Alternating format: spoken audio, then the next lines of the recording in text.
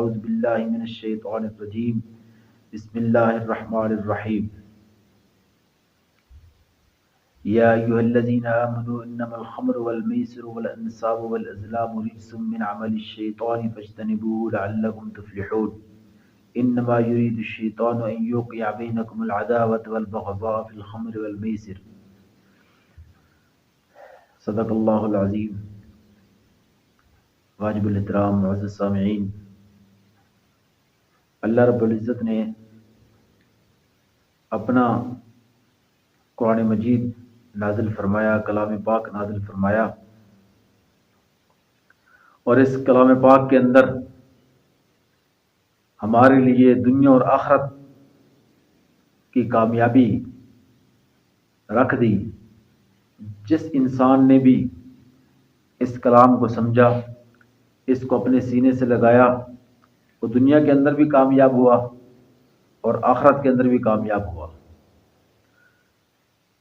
ہر عمل کا کوئی نہ کوئی اثر رکھا اللہ رب العزت نے، جیسا کہ نماز کا اثر ہے کہ وہ انسان کو بے حیائی اور برے کاموں سے روکتی ہے، انسان کے لیے رزق کو لاتی ہے۔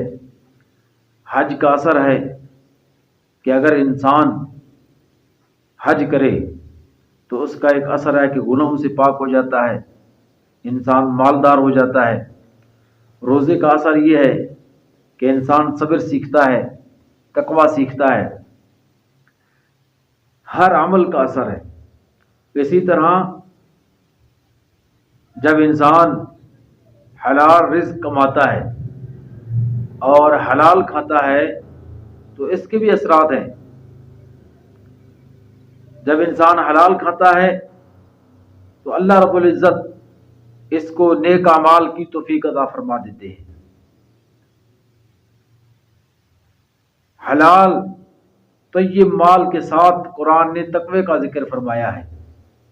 اس سے پتہ چلا کہ حلال کمانا بھی تقوی ہے، حلال کھانا بھی تقوی ہے، اور جب انسان حلال کھاتا ہے، انسان کے پیٹ کے اندر حلال جاتا ہے تو پھر نیک اعمال ظاہر ہوتے ہیں۔ اسی طرح جب انسان حرام کماتا ہے، حرام کھاتا ہے تو اس کے اثرات بھی برے ظاہر ہوتے ہیں۔ جیسا کھائے گا ویسے اثرات ہوں گے۔ جو آیت کریمہ میں نے پڑھی ہے یہ سورہ مائدہ کی آیاتیں ہیں، 7واں پارہ۔ اللہ رب العزت نے ان آیات کے اندر شراب اور جوے کا ذکر فرمایا۔ یا ایھا الذین آمنوا، اے ایمان والو، انما الخمر والمیسر والانصاب والازلام، 4 چیزوں کا ذکر ہے، شراب کا، جوے کا، بت پرستی کا، اور جو تیر نکالے جاتے تھے عرب کے اندر۔ فرمایا رجس من عمل الشیطان، یہ شیطان کے گندے اعمال میں سے ہے، یہ رجس ہے، ناپاک ہے، گندگی ہے۔ یہ غور طلب بات یہ ہے، اللہ رب العزت نے شراب اور بت پرستی کے درمیان جوے کا ذکر کیا ہے۔ آج ہمارے اندر، معاشرے کے اندر، جہاں اور حرام کمانے کے طریقے رائج ہو چکے ہیں، کسی کے ساتھ جوا بھی عام ہو چکا ہے اور اس کی کئی اور شکلیں آ چکی ہیں۔ عام سادہ لوگ، مسلمان کو پتہ ہی نہیں ہے کہ یہ بھی جوے کی قسمیں ہیں۔ انسان اپنا پیسہ لگا دیتا ہے لیکن چونکہ تحقیق نہیں کرتا تو جس کی وجہ سے وہ حرام کما رہا ہوتا ہے، اور یہی وجوہات ہیں کہ جس کی وجہ سے ہمارے گھروں کے اندر برکتیں نہیں ہیں، بے چینی ہے، بے سکونی ہے۔ جب انسان حرام کھا لیتا ہے تو پھر اس کی زندگی کے اندر سکون کیسے آ سکتا ہے، اس کی زندگی کے اندر نیک اعمال کیسے آ سکتے ہیں؟ جب انسان کے پیٹ کے اندر حرام چلا جاتا ہے تو اس کا ایمان کمزور ہو جاتا ہے، اس کو پھر نیک اعمال کرنے کی توفیق نہیں ملتی، اور اس کے اثرات جیسے میں نے پہلے عرض کیا کہ ہر عمل کا اثر ہے، تو جب انسان حرام کھا لیتا ہے تو اس کا اثر بھی قرآن نے بیان کیا، انما یرید الشیطان ان یوقع بینکم العداوۃ والبغضاء، فرمایا شیطان یہ چاہتا ہے، شیطان کا ارادہ یہ ہے کہ شراب کے ذریعے سے، جوئے کے ذریعے سے تمہارے درمیان بغض، تمہارے درمیان دشمنی، عداوت ڈال دے۔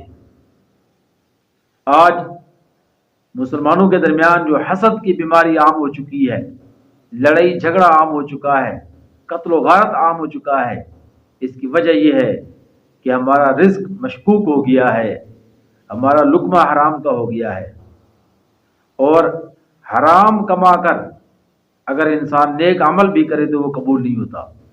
حضرت عبداللہ بن عمر رضی اللہ تعالیٰ کی روایت ہے آپ صلی اللہ علیہ وسلم سے کہ آپ نے فرمایا کہ اگر ایک انسان 10 درہم کا کپڑا خریدے، اس کے اندر 9 درہم حلال کیوں اور 1 درہم حرام کا ہو، تو فرمایا جب تک وہ کپڑا اس کے جسم پر رہے گا اس کی کوئی نماز قبول نہیں ہوگی۔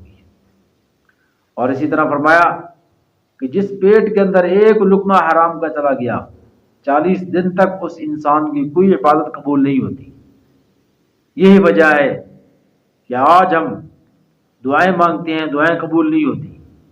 فرمایا اس انسان کی دعا کیسے قبول ہو سکتی ہے کہ جو لمبا سفر کر کے پہنچے اور یا رب پکارے، لیکن اس کا کھانا بھی حلال کا، حرام کا ہو، اس کا پینا بھی حرام کا ہو، اس کا پہننا بھی حرام کا ہو، تو اس کی دعا کہاں قبول ہو سکتی ہے؟ اسی وجہ سے ہمارے اوپر طرح طرح کے عذابات آ رہے ہیں، اور ہم دعا بھی مانگیں تو دعا قبول نہیں ہوتی، کیونکہ ہمارا لقمہ مشکوک ہو گیا ہے، ہمارا رزق وہ مشکوک ہو گیا ہے، مشتبہ ہو گیا ہے۔ تو اللہ رب العزت نے قرآن کے اندر اس کو واضح بیان کیا کہ جوا اور اس جیسے جتنا بھی جو رزق کمانے کے ذرائع ہیں یہ سب کے سب حرام ہیں۔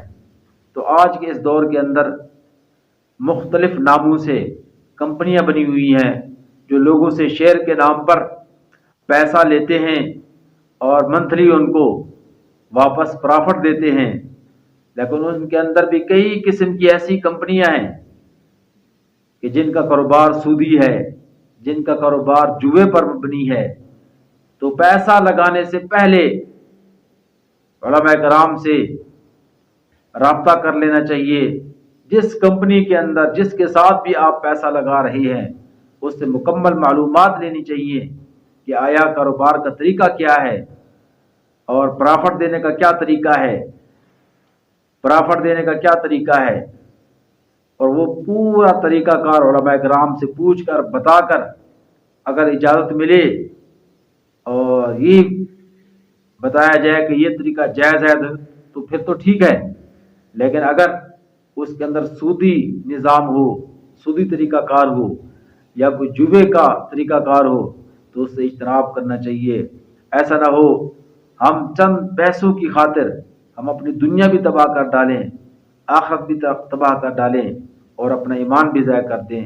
اللہ پاک ہم سب کو عمل کرنے کی توفیق عطا فرمائے۔ وما علینا